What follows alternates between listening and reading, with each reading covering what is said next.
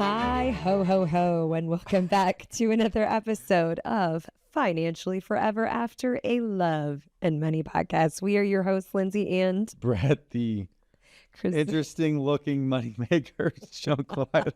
This is a Christmas edition, one of two. We will next week wear also something pretty epic. So if I jingle throughout the episode today, it's look at that. So if you're listening, this might be an episode to check out on YouTube to check out. You're definitely gonna.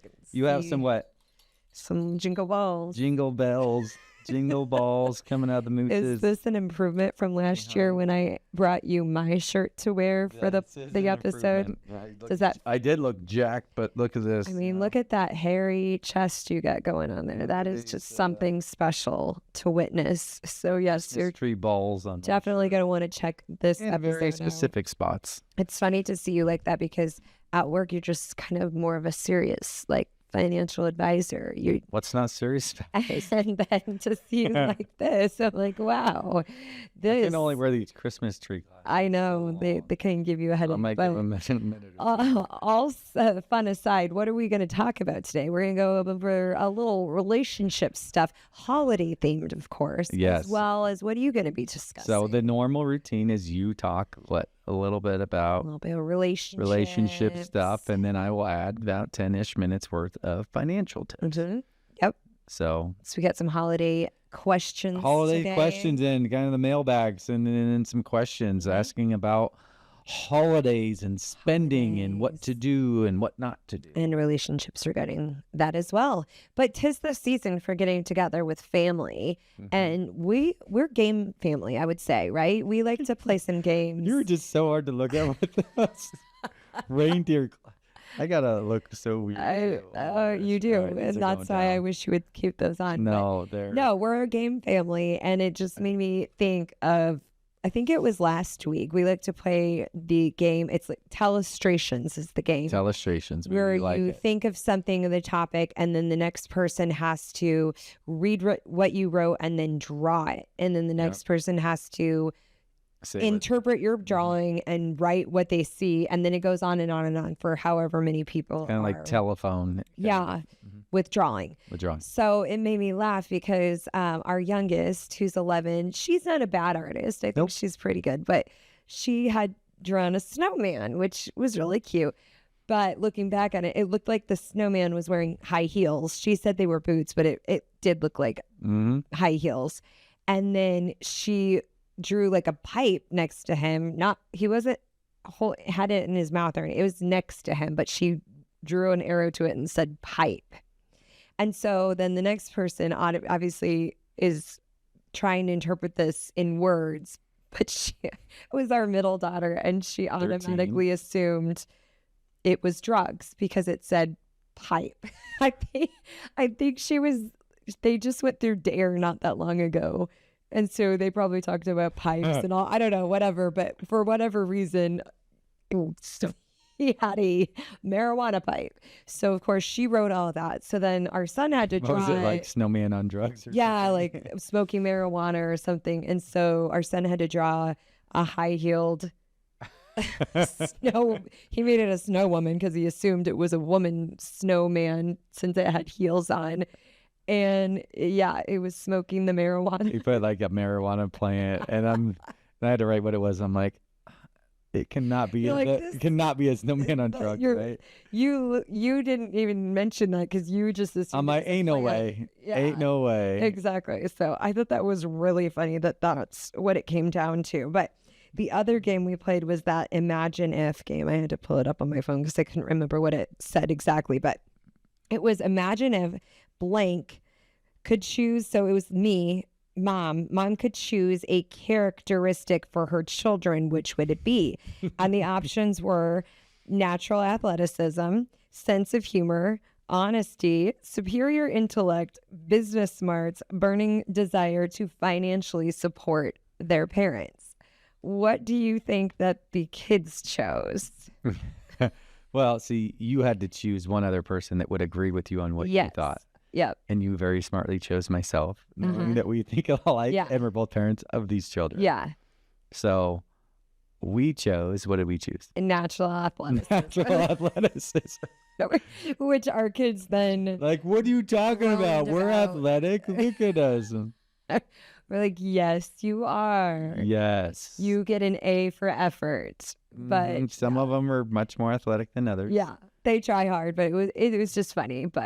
And then the last game we just played on Thanksgiving just happened, and my poor 90-year-old grandma was playing this card game, and we get pretty competitive in our family. And yeah, you wouldn't let me help her anymore. Yeah, we were getting mad because she kept winning because you were helping her. Like, all right, she's learned enough. Like, it's time to play. Like, let her do it on her own. So poor grandma had to sink or swim, I guess, in that game. But yeah, it was sinking after I was done helping. So if there's any listeners or viewers out there that get into these family games, we want to hear about it. We want to mention it on a future podcast, because we can't be the only two people out there that get competitive. I mean, you go as far as putting brackets together. That's brackets. Why would you not play something with the bracket? Serious. Yeah, absolutely. Double elimination bracket. You got to do it. If the holidays or games for you, make sure you let us know. But let's get into our stuff today.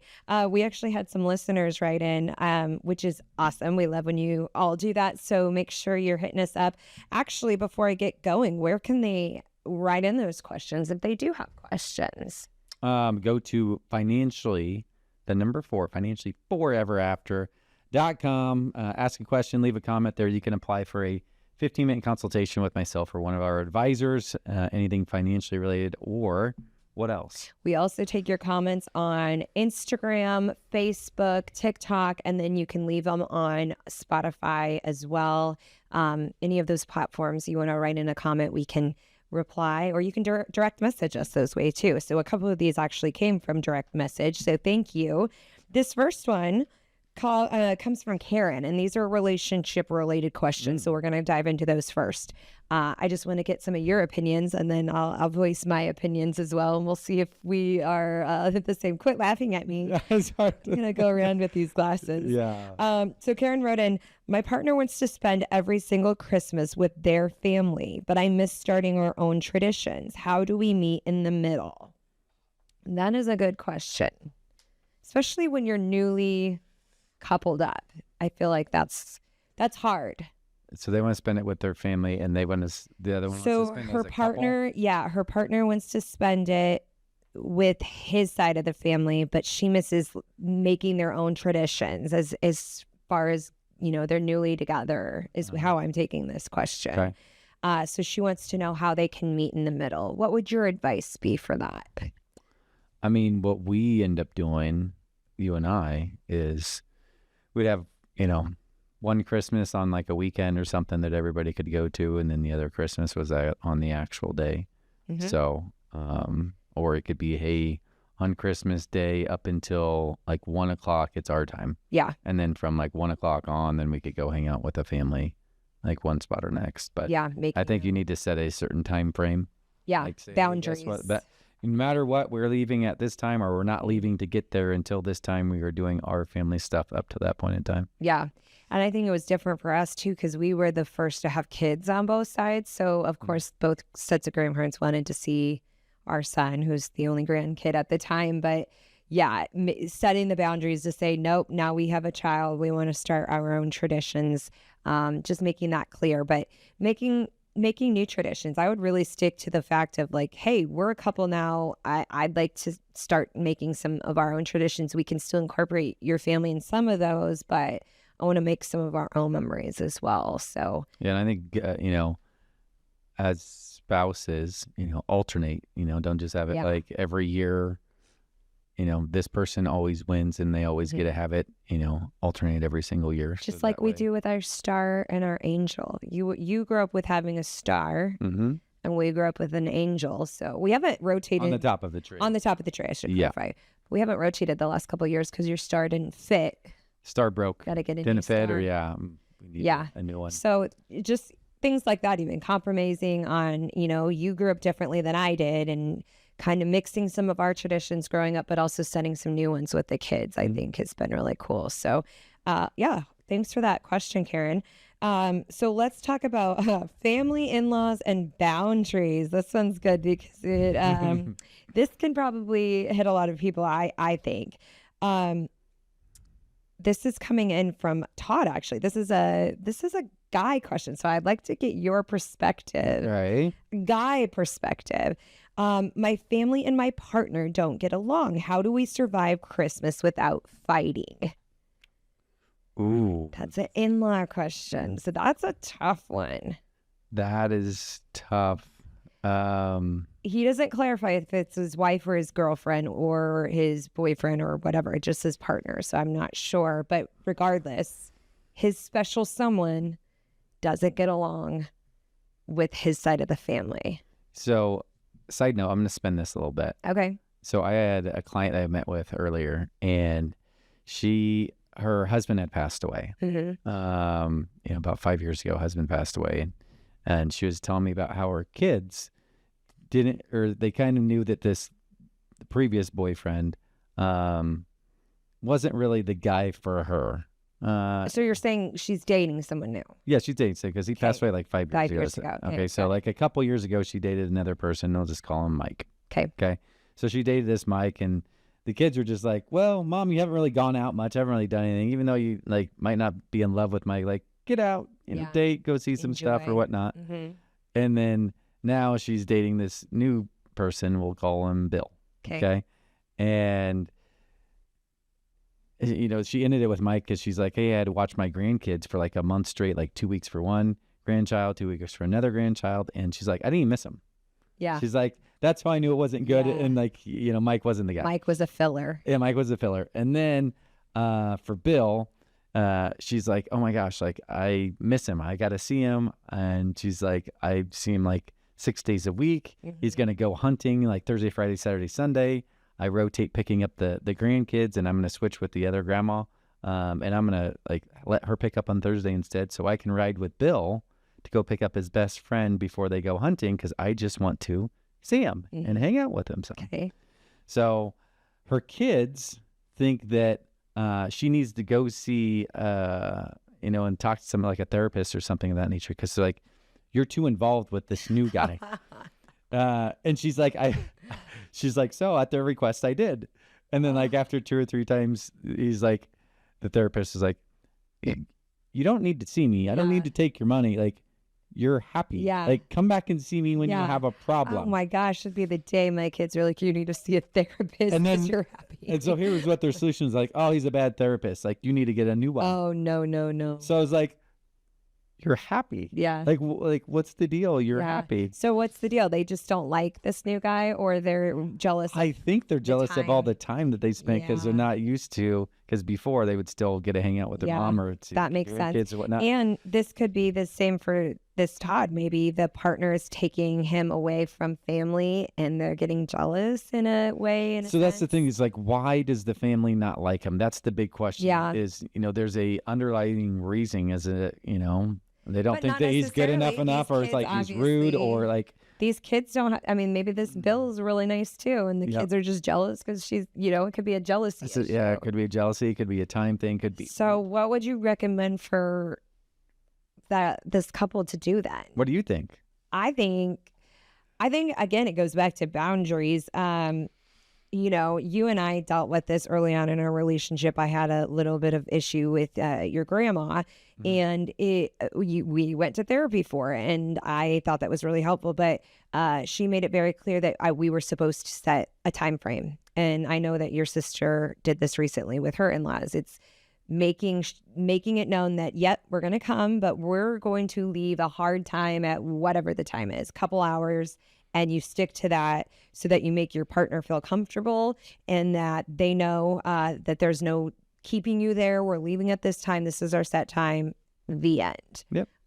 So that everybody feels comfortable with it. Would you say the same? Probably. Yeah, I think that's a good idea, at least for, if there's issues going on, and then you get to see your family, you made your appearance, you check it off the list, and you also, your significant other, boyfriend, girlfriend, spouse, whatever it is, you keep them happy as well. Exactly. Because that's what Christmas is. Family's important to you, so then you can at least do that, and then hopefully everybody can be as happy as possible. But I would also set the family, or pull the family aside and say, hey, what's your problem with my significant other? Like, what's the underlying issue here? And maybe try to resolve that ahead of time with the family before the significant other gets dragged into it too. So, and maybe it's something you can't solve. Maybe it's just I don't like them cuts. Like, okay, that's not a good answer. I mean, some families are like that though. They're just going to be nasty regardless. So I don't know. That's a tough one, but good luck to you, Todd. Hopefully you get through a Christmas, and that's why if you drink, there's alcohol on Christmas. It helps you get through that as well. So good luck to you. Our last question, let's cover, because we do have some more, but I for timing wise, I want to get through your stuff today as well. So this one didn't leave a name, but the question regards long-term relationships and marriage. So we've been together for years, but don't do anything special for Christmas anymore. Should we be worried? I wonder if this person is, maybe their kids are grown and... Oh, yeah, that could be. I was like, all right, if you're not doing anything, that's a problem. Or maybe they never had kids and they've been in a long-term relationship. I don't know. But what would you say for that question? And hard to kind of need more details. More context. On what's happened there. I don't know. It's tough to say with a little bit more context. I would say, yeah, I mean, we've touched on this on the podcast before and how long-term relationships can get stagnant. And I would say maybe recommending to do something new, something you've maybe never tried before. Maybe you take a trip this Christmas. Maybe you're always doing the same thing and it's gotten a little stagnant and you throw in some new traditions. Maybe you have a fake tree and you go to a Christmas tree farm and get a fresh tree. I don't know, just something to make it exciting. I know that, I think your mom used to do it. It was the 12 days of Christmas, and she would do like a little bit of a little gift for the first day of Christmas, which, you know, those partridge and something to kind of keep the spark alive. Spruce it up a little bit.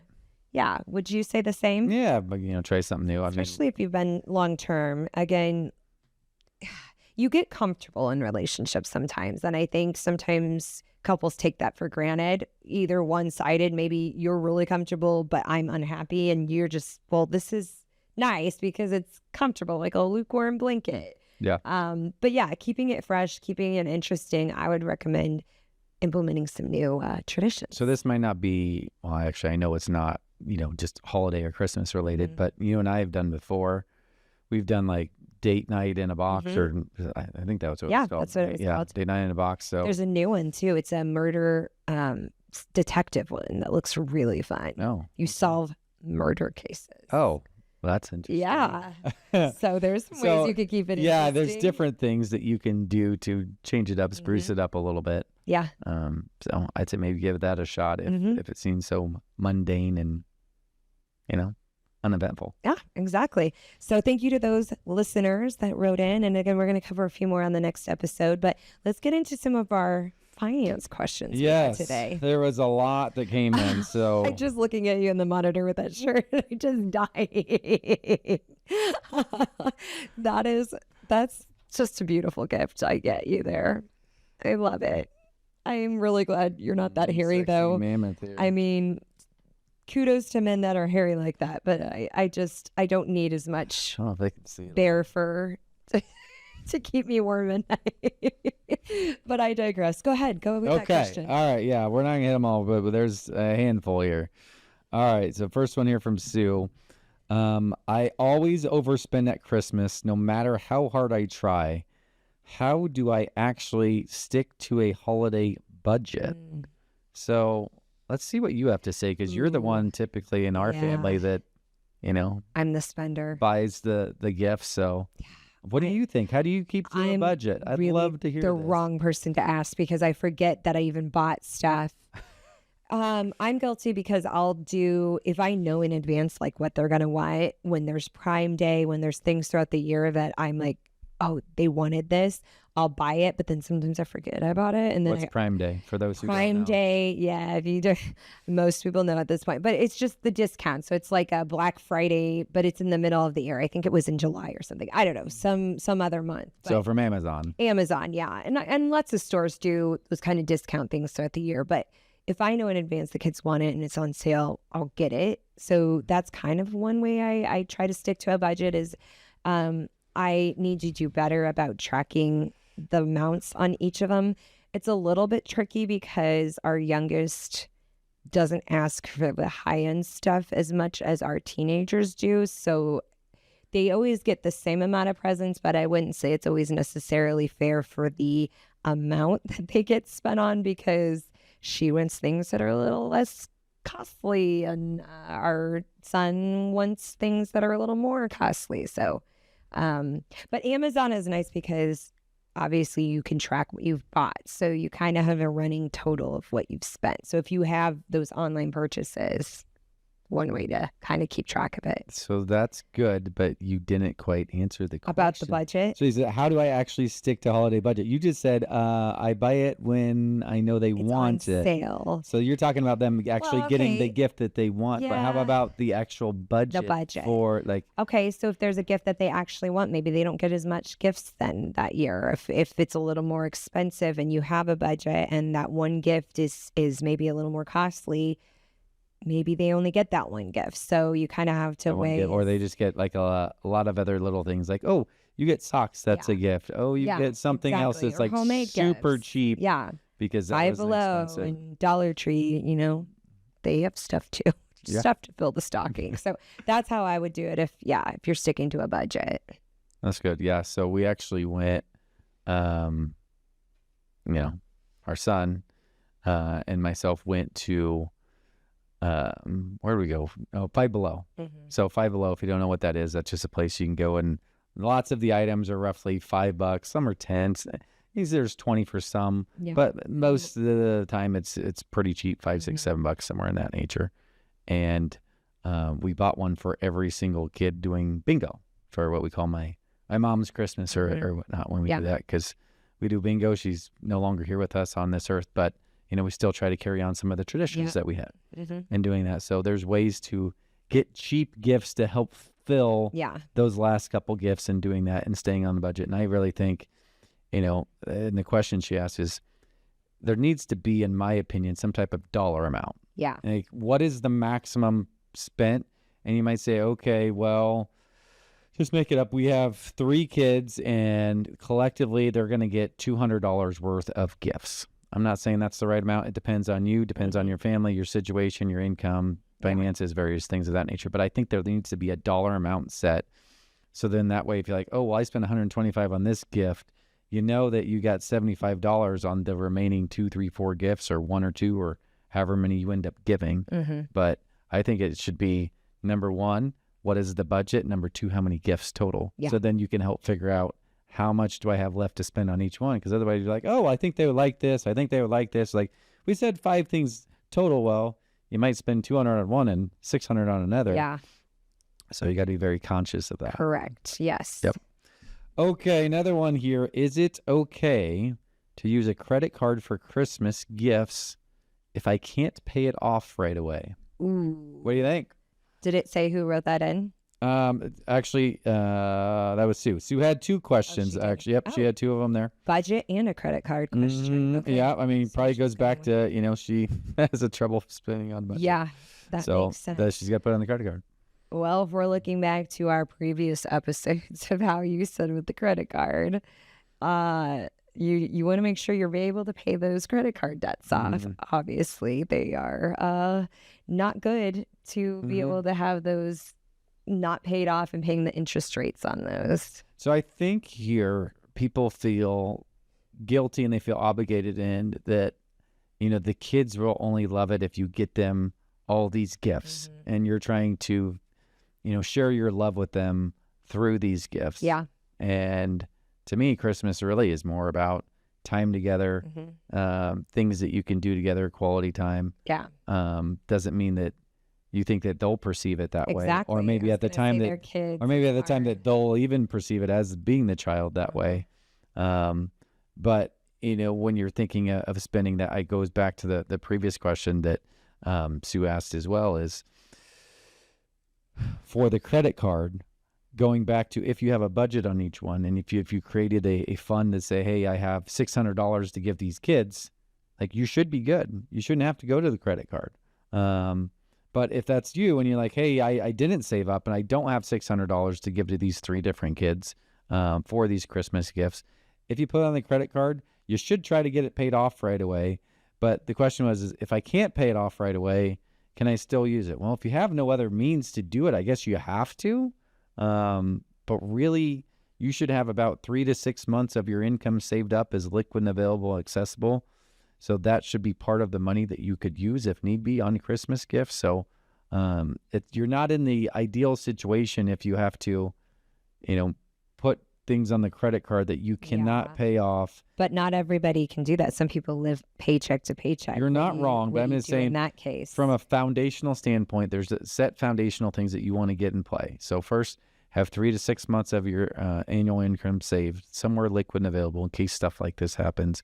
And then from there, you could start saving retirement accounts, whatnot. But if you don't have that, then you're stuck doing the credit card.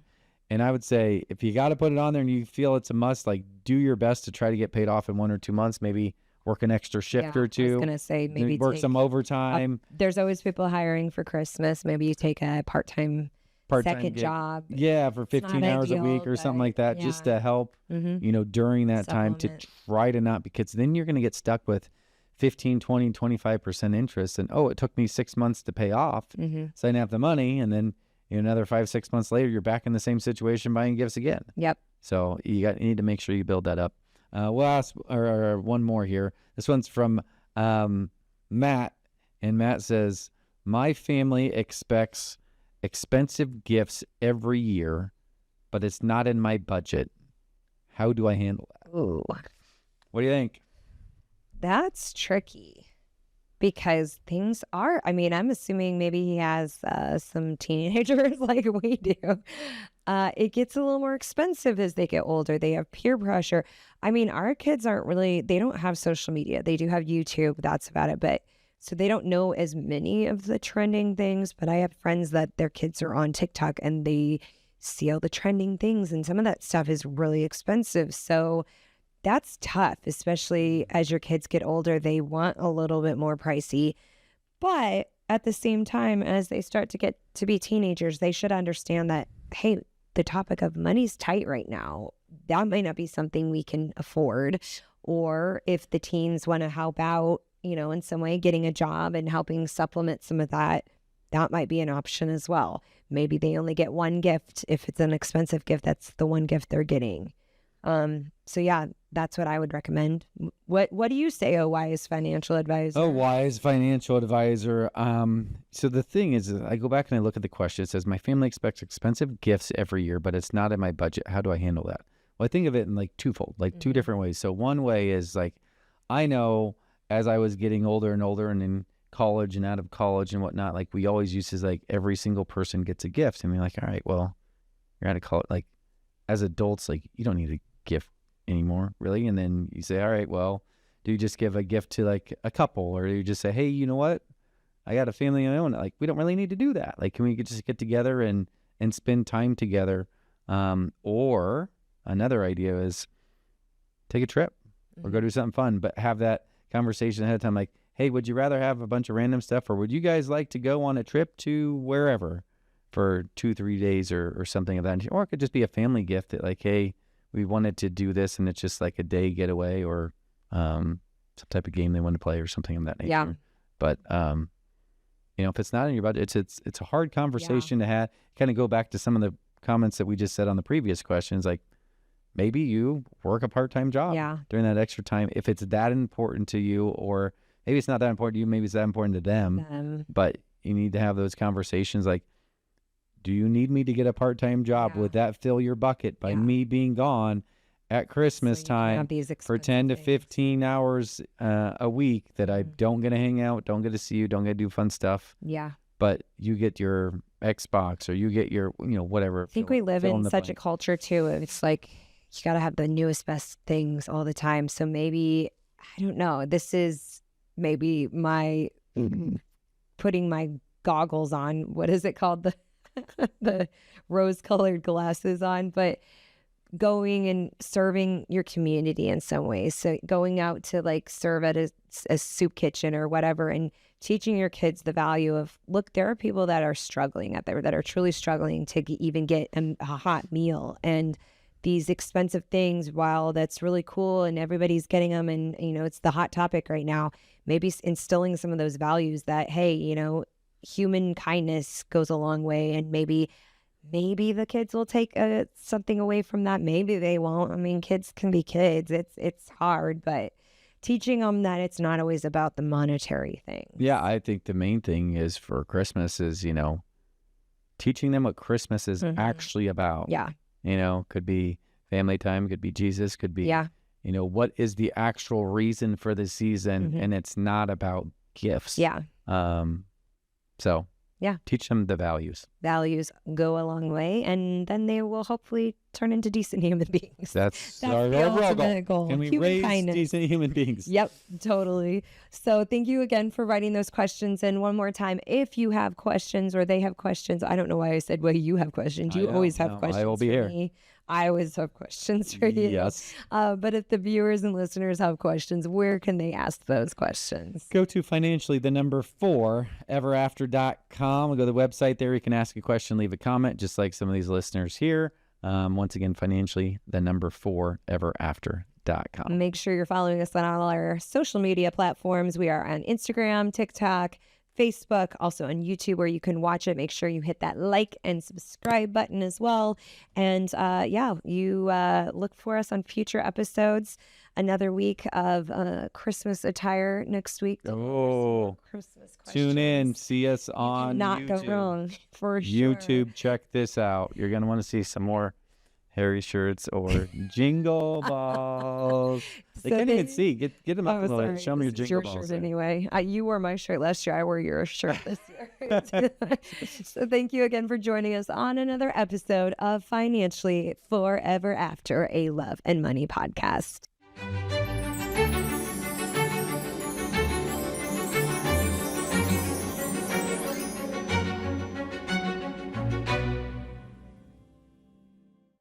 Securities offered through Great Point Capital, LLC, member SIPC.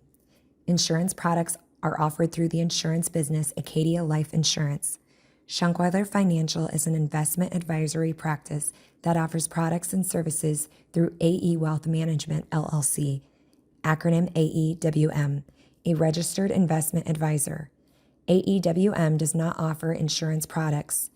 The insurance products offered by Acadia Life Insurance are not subject to investment advisor requirements. AEWM and Acadia Life Insurance are not affiliated companies. Investing involves risk, including the potential loss of principal.